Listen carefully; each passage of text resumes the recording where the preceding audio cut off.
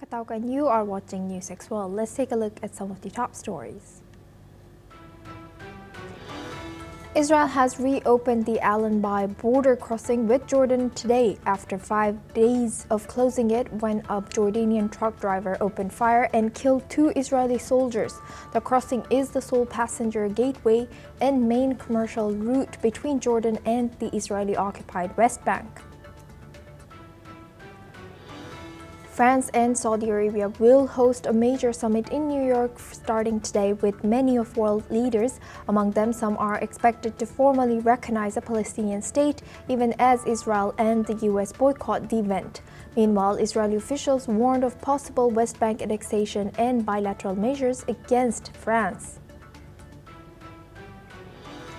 Iran's atomic energy chief and Vice President Mohammad Eslami have arrived in Moscow for talks. According to the Iranian embassy in Russia, this visit comes after the UN Security Council refused to permanently lift sanctions, with 3 European countries seeking to reimpose them over alleged violations of the 2015 nuclear deal. Russia has asked the UN Civil Aviation Agency to ease sanctions on aircraft spare parts and overflights, calling Western restrictions unlawful coercive measures. The sanctions have cut off Russian airlines from direct access to parts for more than 700 Airbus and Boeing jets, forcing them to rely on complex indirect import routes. South Sudan's opposition leader and former Vice President Riek Machar appeared in court facing charges of crimes against humanity, treason, and murder over a March attack on military base that killed over 250 soldiers. The move raises fears of returning to civil war that killed 400,000 people in the 2010s. Hundreds of demonstrators led by the Generation Z have protested for a second day in Lima against President Dina Boluarte's government, with clashes injuring at least 18 people, including 12 police officers and 6 journalists.